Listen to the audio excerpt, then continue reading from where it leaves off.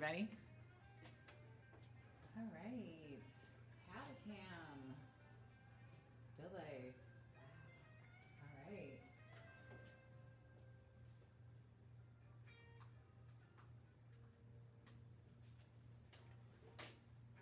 So today we are going to work a little bit into these roses, and one of the first things I'm going to do is find a nice small brush to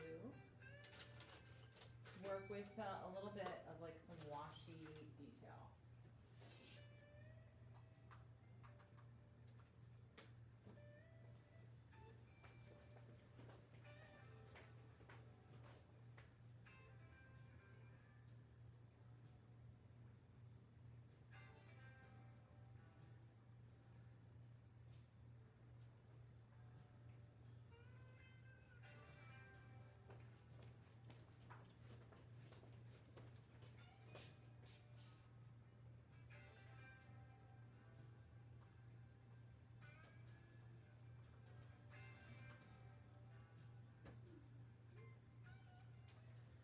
All right, so we've got our little medium bottle, and that's empty, so I'm gonna go grab another.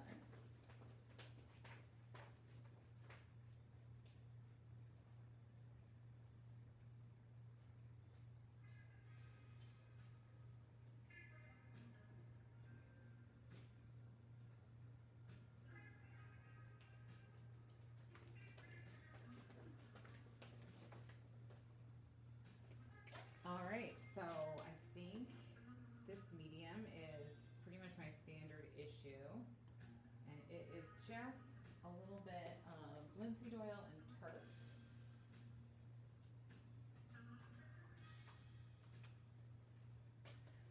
All right, I'm going to draw into these roses and try to get a little bit of information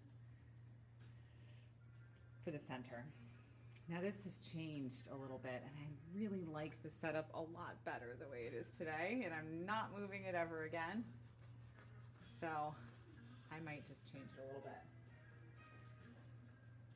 All right, cool. I'm just getting confirmation that everything's working. Yay, everything's working. Okay, software has been updated and internet has been upgraded. All of the above. So yeah, I'm hearing no glitch, no lag. We love that. I don't actually have the chat up, but I'm gonna see if I can, because why not?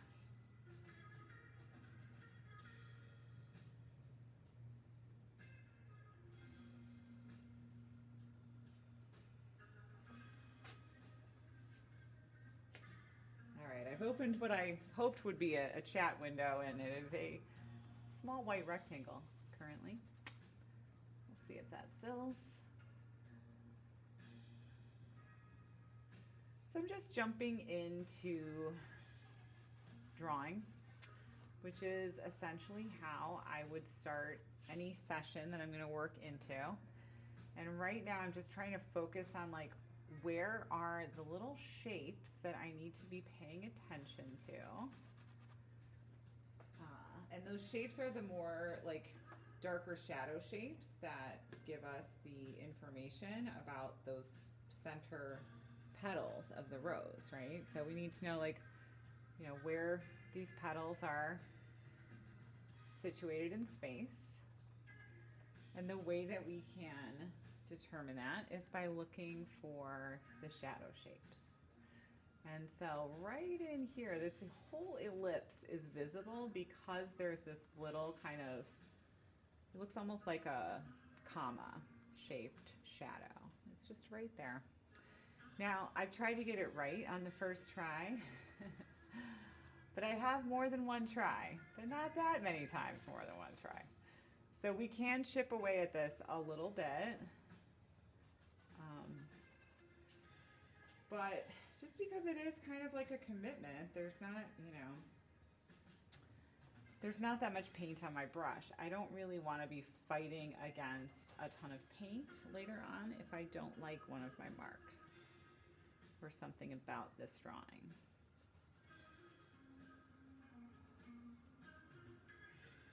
But I really do see like, and maybe I'm imagining this, but oh wait, the paint fell over.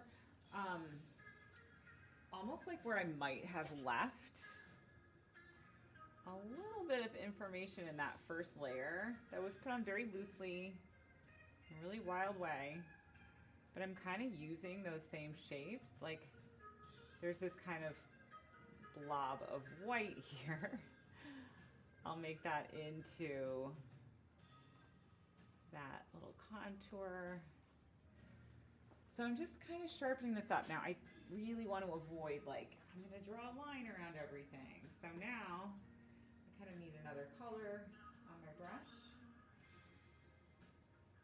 to mute that red a little bit.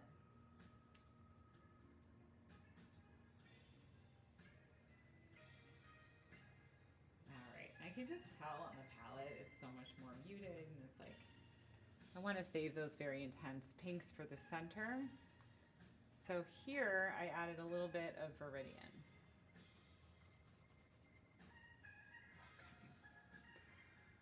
Viridian and quinacridone, or Viridian and alizarin make a really beautiful purpley gray color that I recommend you try mixing.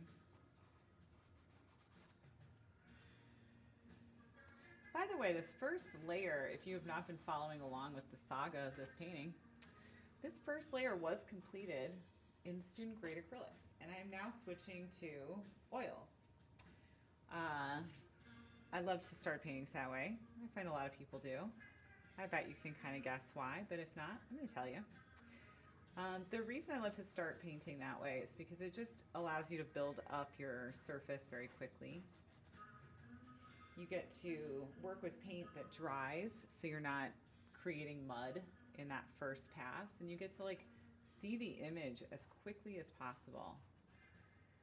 And the more I see people create artwork, which is something I am lucky enough to get to do just about every day, I think the more successful artwork, it's like, let me put it this way. Your chances at being more successful in your artwork increase when you see the image as soon as possible. Like if you're kind of like noodling around in this part and it looks beautiful, but you don't have anything else out here, your chances of success are perhaps limited. So in order to increase those chances of success, you have to kind of operate this painting with the overall vision of it in mind, right? So like right away, try to see it. That doesn't mean the paint's going to be beautiful or the details will be there, but if you were like to squint your eyes and, you know, back up a few steps, it would sort of generally look like the image, right? So like that's the test of our process. We want that to happen as soon as possible. And then through the process, you don't want to let one part lag. It's all got to come up together. Kind of like a Polaroid picture. One part's not busy developing while the other part is completely inactive.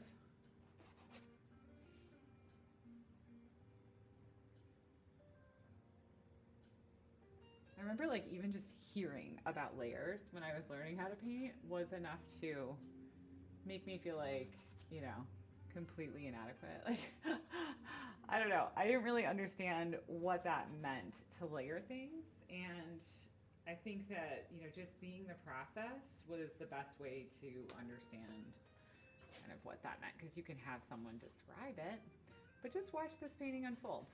Maybe you won't like this entire painting and you can feel free to pass, you know, on buying it. Or you can call me to purchase it. I'll sell it to you. But if you just watch this process unfold, it might just give you a little bit of, I don't know, useful information for your own work. So.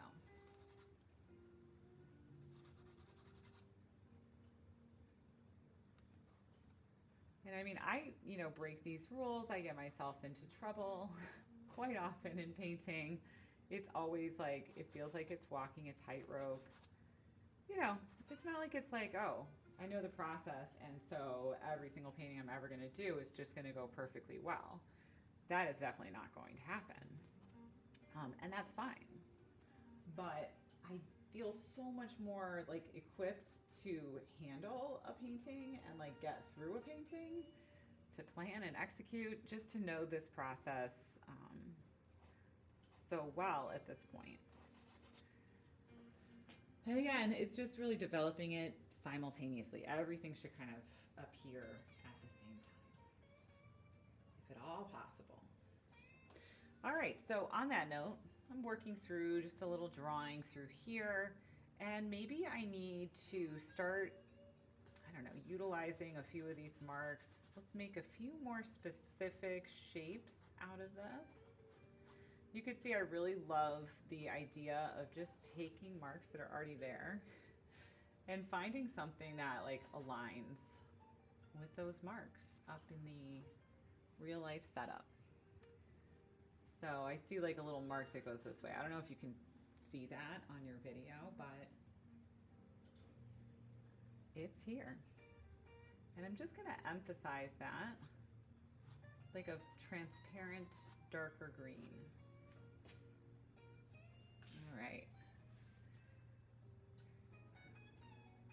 There's just no two ways about it. I am going to have to squeeze out some paint in a little bit. It happens.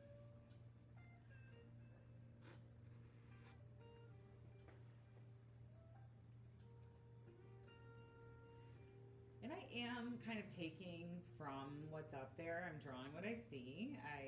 Painting what I see, but not in a way to duplicate it. So there's a difference. I am not attempting to duplicate item for item, detail for detail, this entire setup. But what I do want to do is draw from life and paint from life and kind of capture what's really happening there. That doesn't even necessarily mean that I don't work from photographs. I love to work from photographs too. But you can get things to be realistic without being completely detailed and, you know, essentially overworking it to death.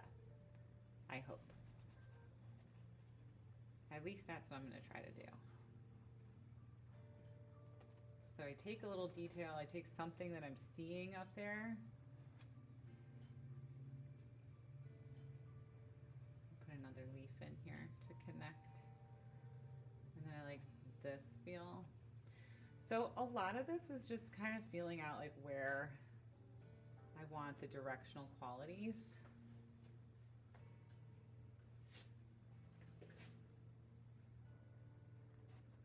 I'm not even really worried about the fact that that looks nothing like a leaf yet. Eventually,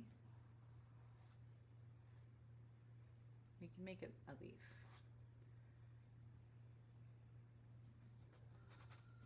Because I think that like more important than being a leaf, it needs to be like in the right directional, in the right position and kind of have like a dynamic sense of motion. I'm gonna stop talking now for a second.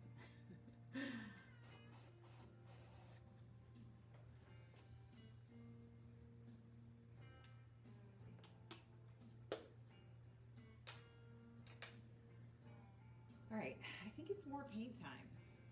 I'm feeling like a little depleted in our stores here, so bear with me. Take a break, grab a beverage, or watch me squeeze out paint.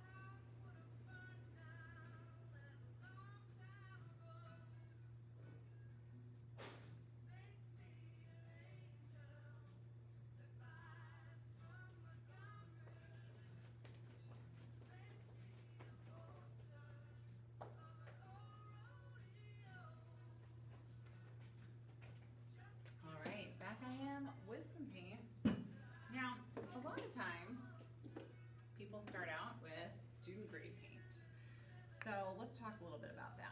This is student grade white paint I'm using, simply because my artist grade white paint is looking a little bit more out than in, right? So we do what we can. I'm going to squeeze a little bit out and just see if I can even tell a difference between the two.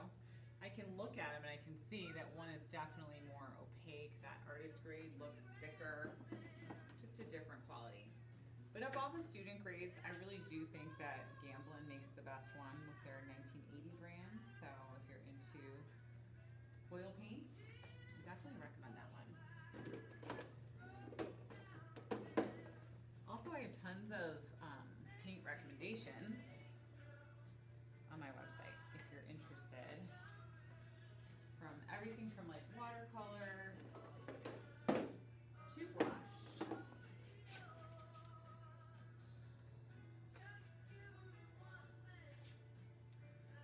All right.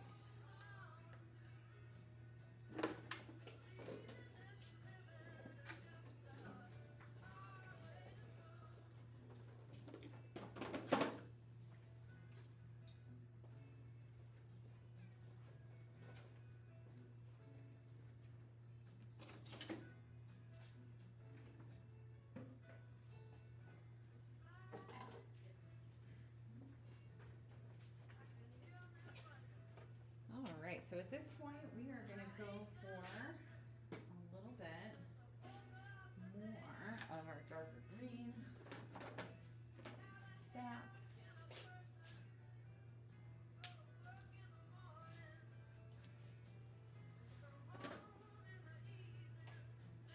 I like sap and Viridian are the two greens that I tend to purchase and keep on my palette.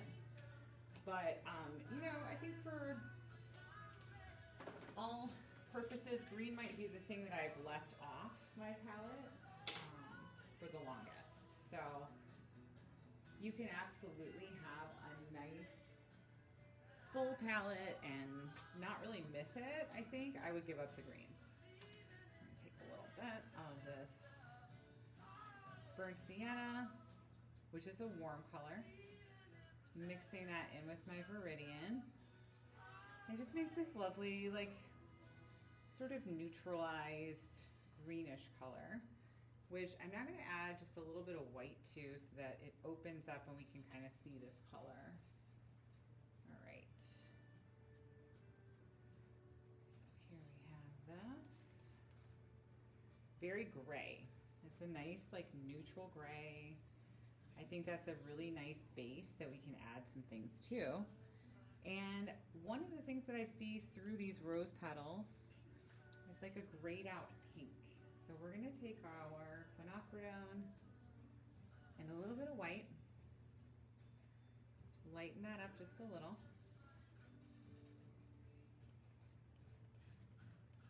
So I just started just kind of making a pile of like a neutralized gray. A lot of times people will look at these colors in the rose shadows, for example, and think, you know, how do I possibly get this? It's kind of a grayish pink. One way to think about it is we've added warm and cool or red and green together. Red is like pink, and neutralizing that pink or graying it out, we're gonna need something like green. Well, that is gonna be a really beautiful color, but I don't know if it's colorful enough yet. When I look at it on the palette, it looks great. When I hold it up, it looks very dead. So always hold up your color. I mean, this is a great example of like, if I had not done that and just kind of went for it, I don't think that would have gone well. This looks so much more intense than I would think it needs to be, but so much closer to, I think, what I need it to be. So let's give this a go.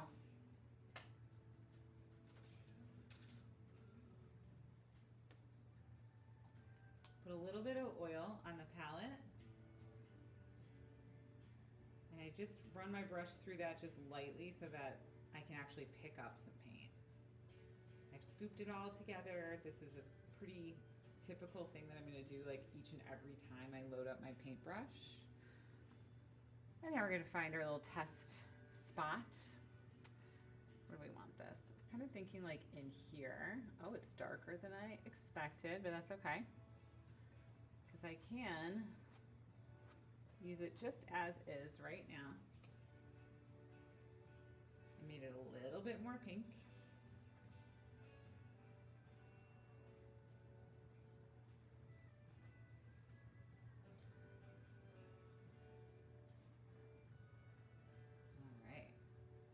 And I see in this next little kind of petal depression here, it's definitely more red. I love that against this, but this is still acrylic. That is still acrylic paint. So if I wanted to preserve that feeling of like red against that really nice gray green, I'm gonna leave myself a quick little note here. Let's make that color a lot more gray green.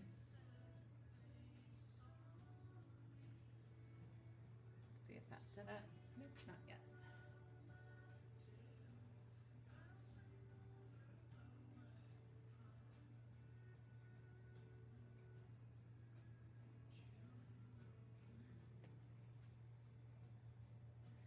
Getting there. You can see I kind of test every color with a little tiny dot on the painting. I knew it needed to be quite a bit lighter, and I know it probably needs just a little bit more green feel, so I'm going to take a little sap green in that color since I think yellow is the way to go. And I think that's going to do it. It's not the exact color, but you could see it's like kind of close enough, and for this stage, I actually might like it a little lighter. Maybe just a little bit more sap.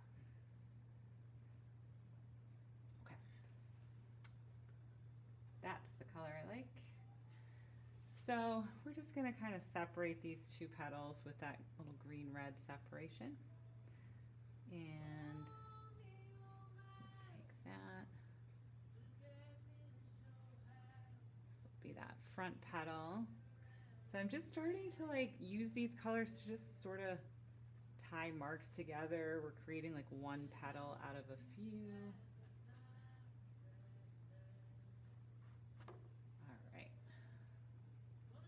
Let's see where else I can place this color. Again, we want to work around. Definitely, I think back here needs a little tie into that color. Do want to put a little more yellow.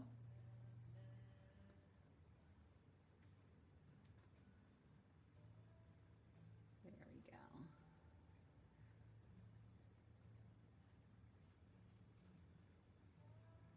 There's this little petal in here that's like half covered in shadow, which I would just about love to capture. Let's try it.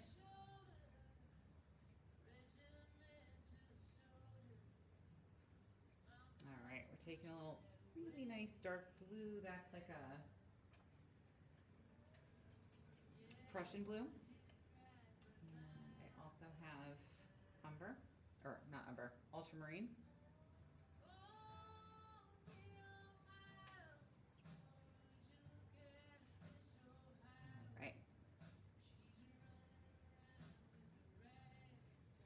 I just want to sink this into shadow a little bit and almost like lose the edge between the rose and the greenery below it.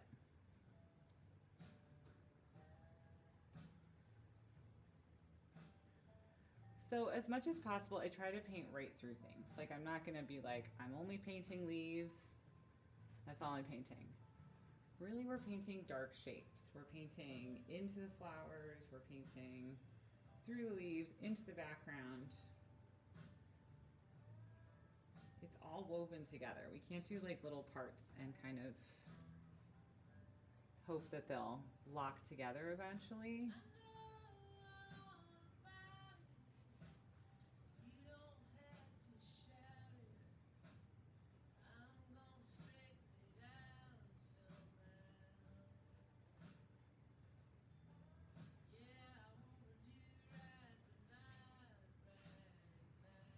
Man, I think that putting this darker value right next to that blue color that I just painted is really, I don't know, I like that. That's working for me.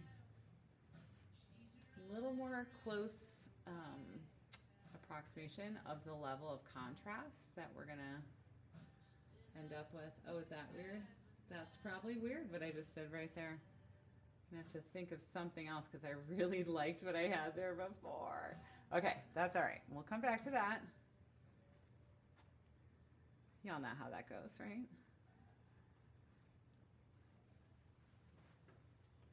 Okay. So what I didn't like there actually did end up liking what I did on that side. So I guess I'm now back to, you know, even.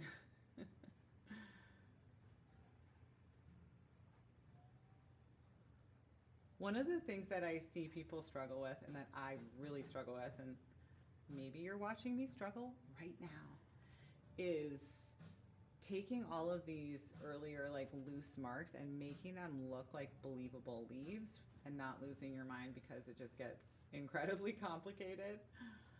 Yeah, that's hard. And what I advise to people is to move around. Keep thinking about just the dark shapes. You're not like leaf, leaf, leaf painting, right? I find like if we stay in like one spot, it can be, I don't know, it's just very easy to make things look really regular and fake and everything defined. And if we look at that up there, there is some areas that are they're just barely visible. And only when I really search out that information do I find separate leaves because they're all in shadow. Be really careful here because we need a stem, a believable one. If you ever paint a rose and it's just like, you just know that rose could not be balanced on the stem. It's tough. All right, here we go.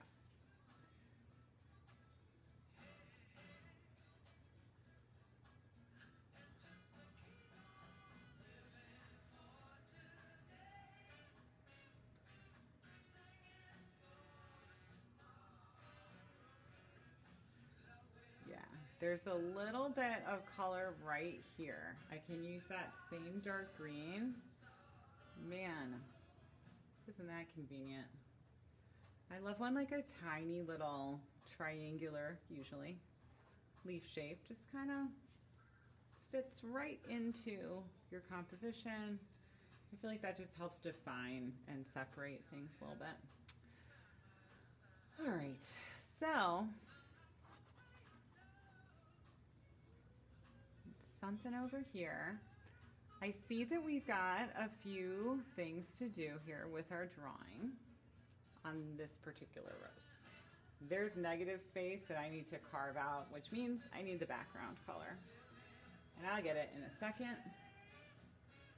But might as well just finish up with this little run of dark green, and then I'll move on to that.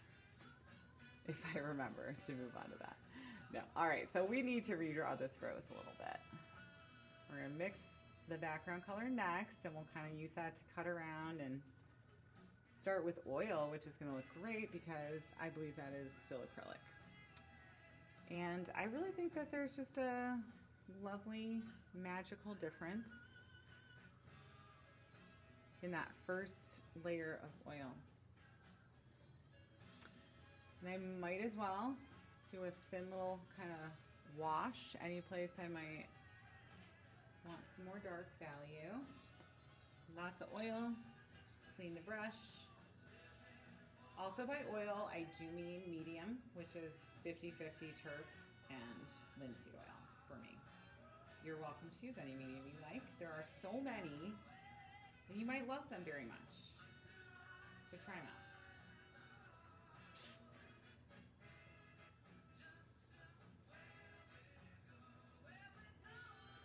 All right, now here's one. Here's an idea. Let's switch brushes. Do something larger. We're gonna take this larger, cleaner color, and step back. So as I do this, I am like walking a good,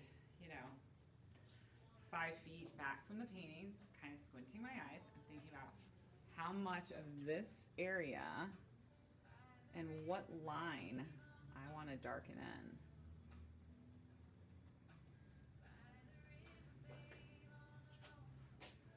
Easy does it, people.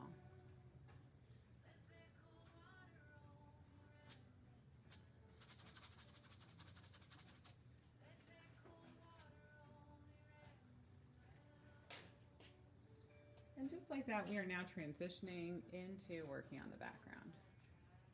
How fun.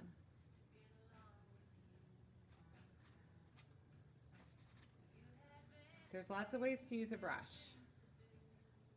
And, if you find like you're kind of house painting, like just slapping paint on and kind of laying it down flat, that's okay. That's how everybody starts out. I feel like try more to imitate just the, ridiculous kind of flamboyant brush moves that you think a painter might use. And honestly, it'll probably work out just fine because those moves are there for a reason.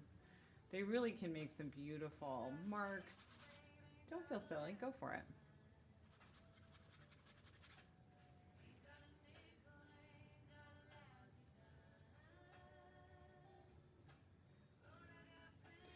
All right, we're gonna make some bold decisions here.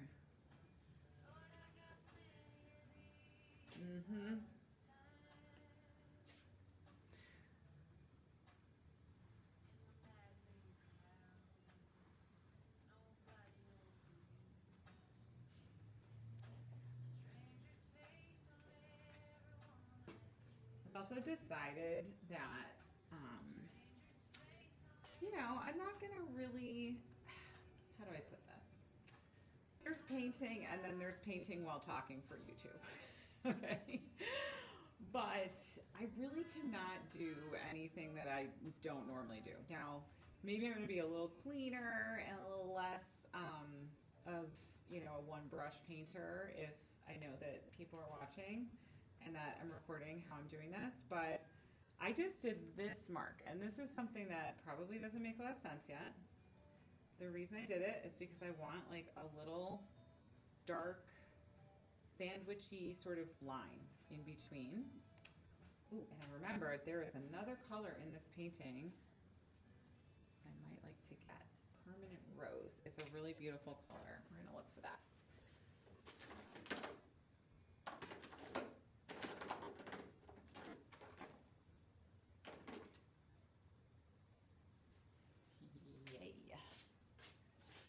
So Permanent Rose is a lot like our quinacridone.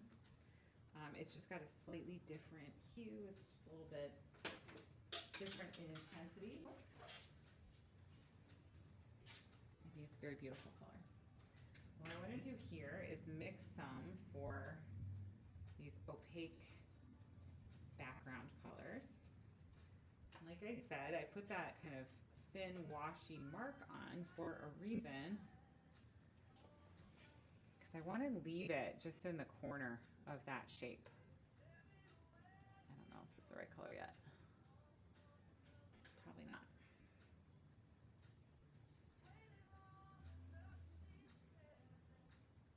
A little darker. Let's start out here.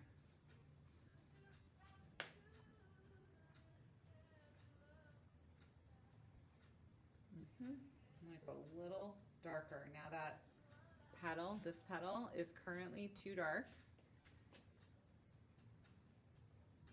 That's okay. I'm mixing a little bit of like a messier color.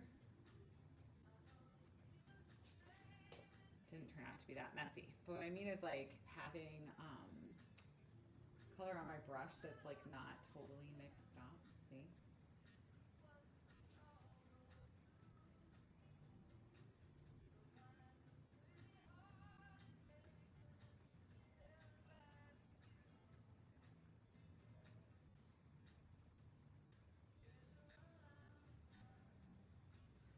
I like that better. Now we have that little negative space between petals.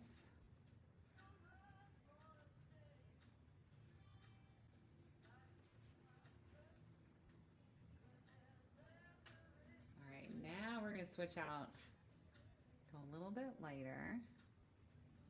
And I don't want like a flat, even color applied. I really want to keep this like marks, loose paint, super, textured surface.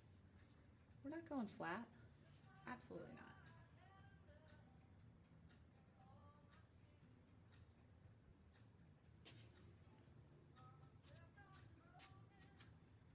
So I'm just kind of letting that brush just skip across. Turning it as I like flick the brush is a really nice way to, I don't know, create an interesting mark. I think that's interesting.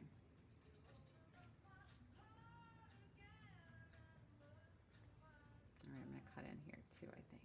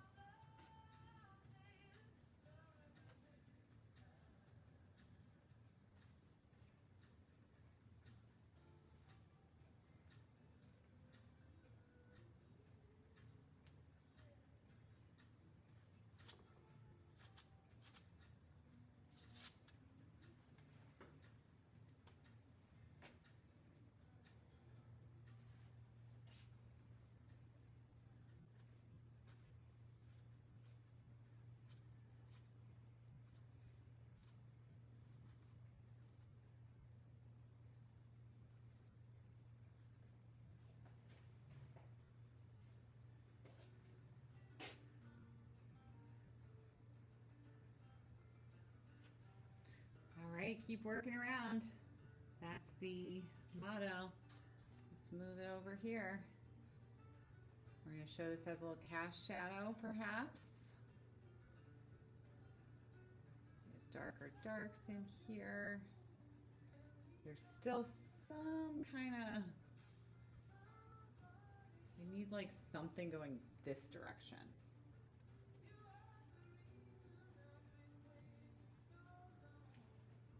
All right.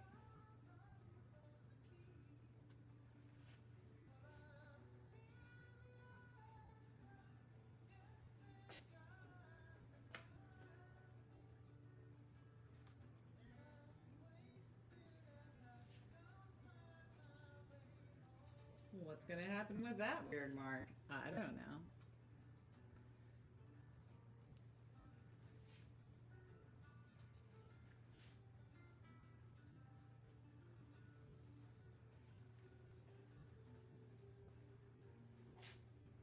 I mean, generally I'm going for like a, like a sense of motion with this little arrangement. So, let's just kind of work with that for a second in a very like abstract way. It doesn't have to be anything. We're just laying in color and there is no reason to panic. No reason to panic.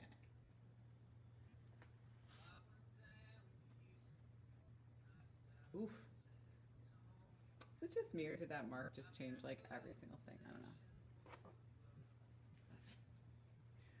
That was too light before.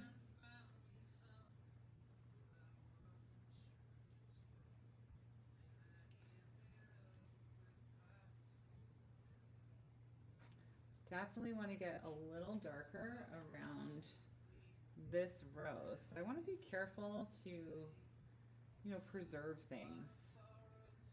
Like the possibility of like, maybe that's a petal or is that a background mark? I'm not really sure. That's what to me like loose painting is. You preserve the possibility that certain marks could be certain things, So if like, by the time you're done with your painting, those marks could not be anything else.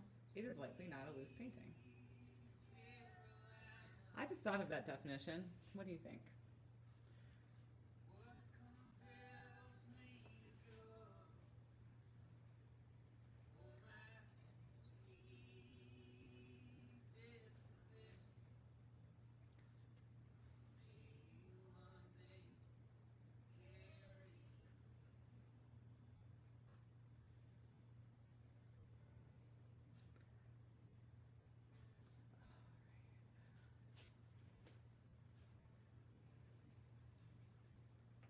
Now, one thing that is fun to do if you're feeling like, and I know a lot of people feel like this because I teach a lot of people that say they feel like this. Backgrounds are hard. Backgrounds can be boring / flat, or, you know, just not really adding anything to your composition. I know that they are something that, you know, you think will be easy. Like, it's just a background. You're not painting roses or anything. But no, I think it requires quite a bit of thought. And one of the things that I want my background to have is some variation and some texture and some movement and some interesting paint and some layers. So it does not all have to be done at once, but I am going to take a whole lot of paint, if I like this color, on a palette knife and just start giving it a little build up here. There we go. I like that color. Now those are marks that, you know, try with a brush. I don't think you can really replicate like what a palette knife looks like. So change up your tools. There are, you know, if you like this kind of look, or if you like working in this way and you hate this look, but you literally can't stop yourself from working like this, then try different tools. But hopefully if you can't stop yourself from working like this, you actually like it. So what do I need? You know, I think it's time for some yellow ochre. I kept going for that little pile of color, and I need to have it. So let's get it.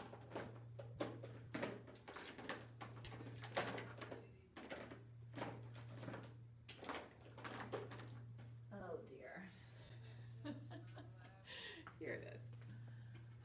I have been a little disorganized because my paints have gone out painting with me. Lately I've been landscape painting, and that's been fun. But I'm all packed up for that and kind of have like a system to design where I can convert studio to landscape. All right. So I wanted a little bit of yellow ochre specifically with that permanent rose and some whites. It's a very beautiful mixture. That orangey peachy color. And I have this kind of like violet-y color here, so I think these two might look interesting next to each other. Let's give it a go.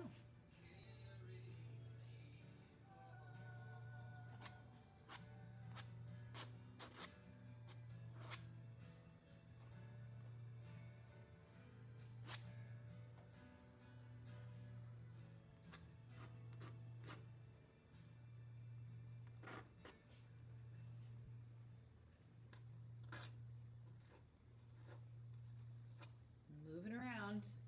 I think I've done an okay job today of really committing and actually doing all of the moving around that I said I would do. So yay for me.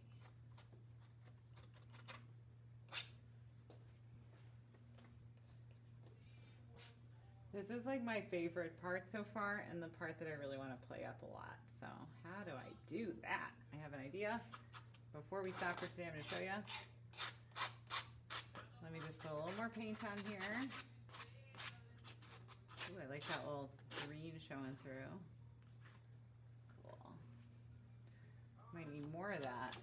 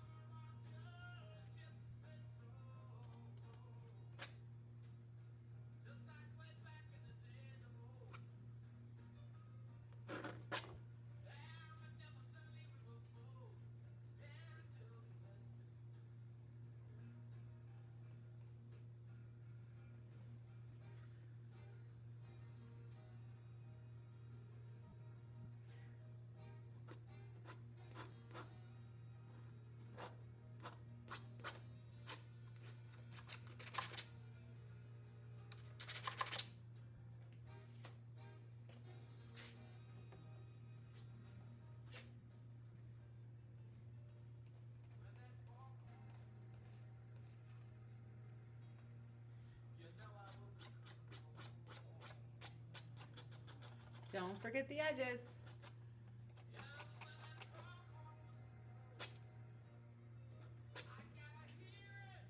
Do not drop your painting face down.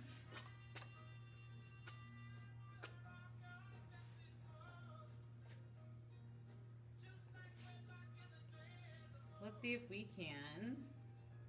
This is ill-advised. We're going to take this palette knife and try to come up with a little contour here.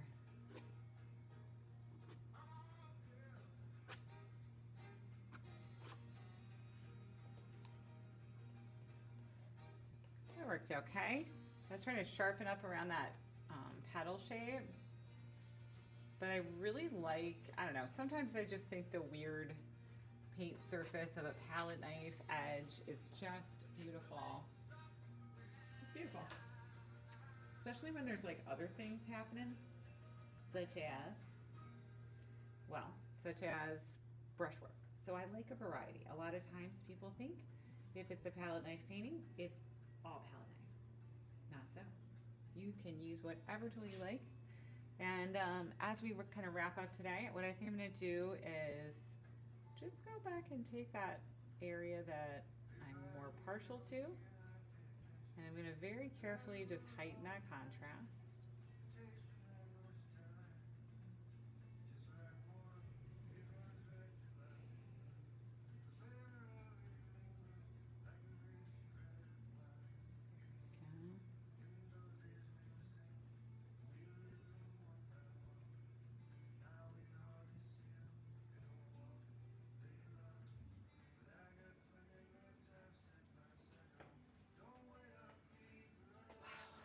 These leaves are delicate. Woo!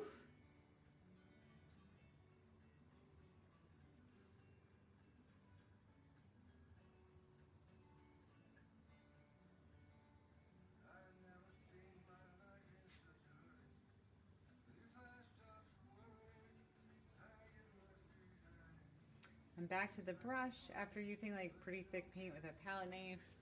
I'm back to kind of making some really, I don't know, more deliberate, not tighter necessarily marks, but I don't know. We're a little more drawing focused.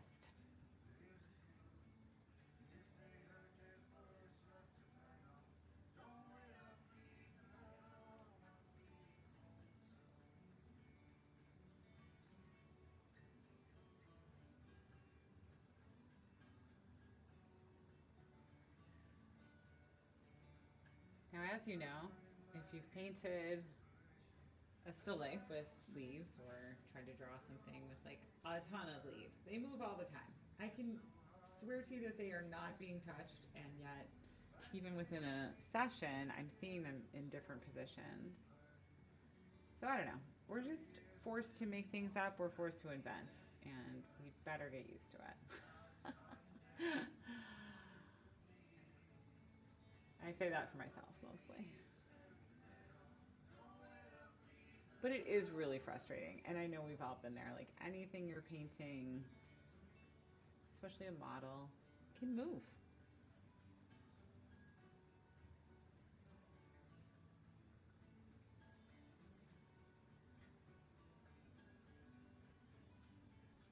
I'm always just trying to use the marks I've already created in an earlier layer. Oops.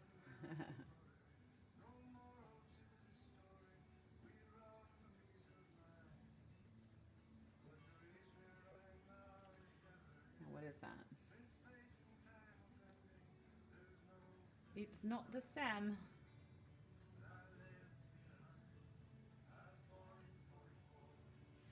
I think it's getting a little too detailed or like named or defined in here. So I'm just gonna give it a little bit of a, I'll do this kind of technique sometimes where I'm barely touching the brush to the surface, and I'm missing a bunch of times when I do this, but I give it like a little scribble. So you just like flick the brush around. It helps you kind of get your edges a little messed up so you can draw back in. A scribble, that's what I'm calling this.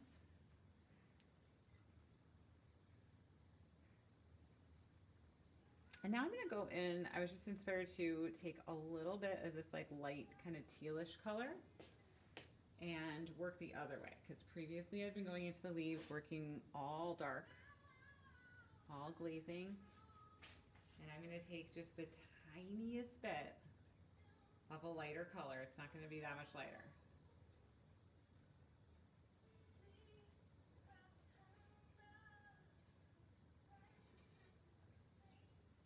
Here we go.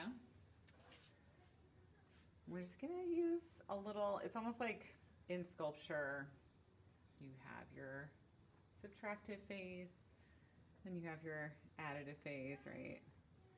Same thing, that dark color that we were using earlier that was like chipping away at things, and this light color is building them up. And both are equally important. Like you can't really paint without those two things.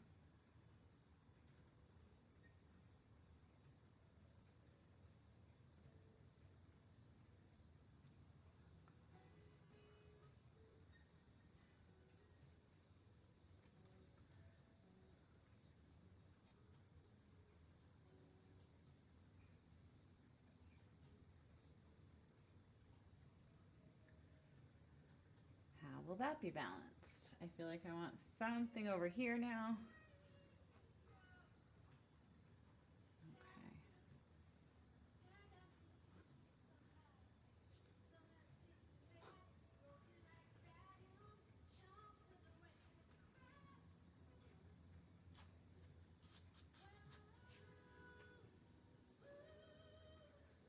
I had that little acrylic mark from my last layer, so I'm just kind of leaving myself like a few similar marks underneath. Let's take a more intense color.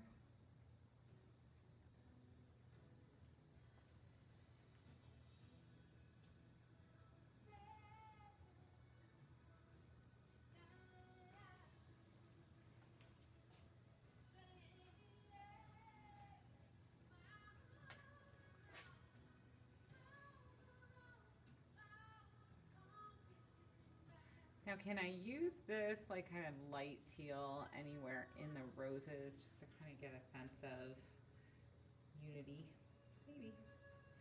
Adding a little yellow ochre to make it like a more human kind of feeling color. It's a very fake green.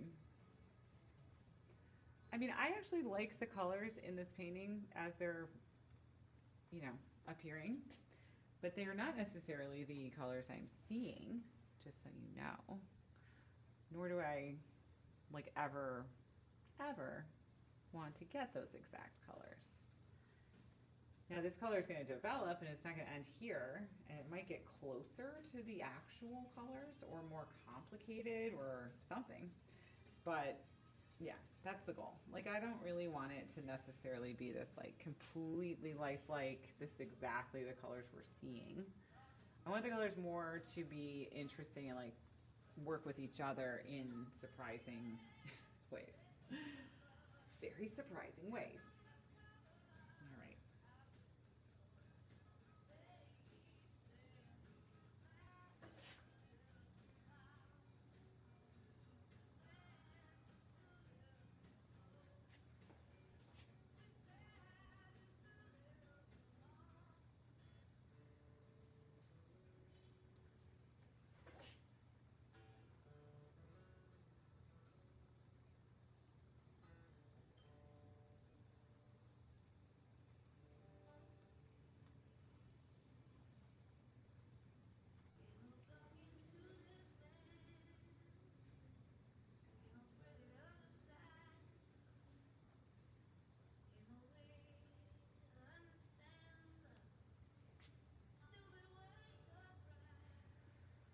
Well, it's a green and pink painting, so there's that.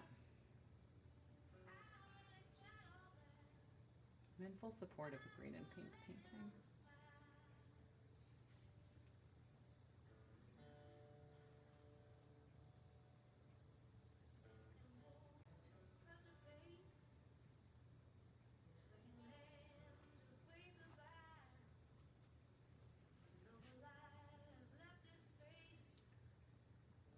More pink. let's adjust. I'm on a real like color roll with this for giving a little bit of more information to these rose petals, so yay.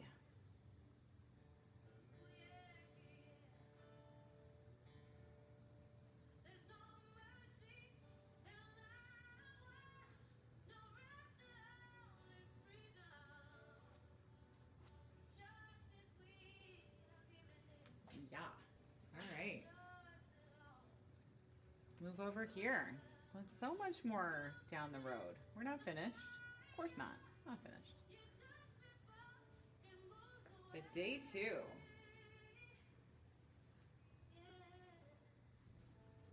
And I think it's like hour 2 or something.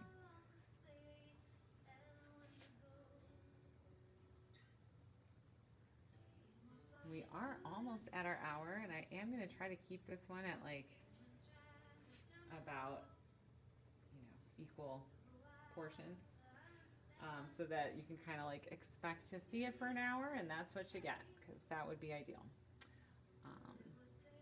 So I'm going to wrap it up here in just a moment. This will be kind of my last thing. Thank you for joining me, if indeed you have joined me. Just moved over to a little bit of like a cadmium red, because I see that color getting a little bit warmer back here. Let's grab it. Bit of white. Cadmium. All right. We're going to separate this little petal in front just by painting what's behind it. You don't need to paint what's in front, you just paint what's behind it. There we go.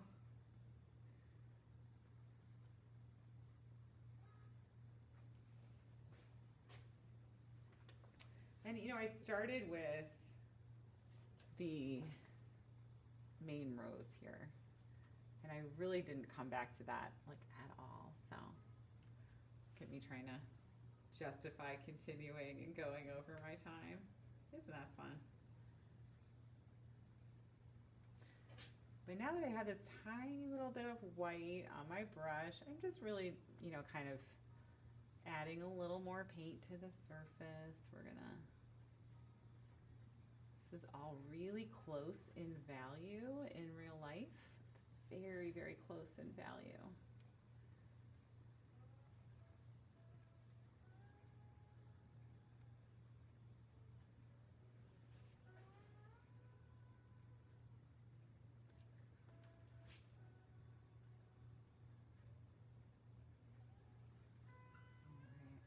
Very big dark brush mark. Soften that around.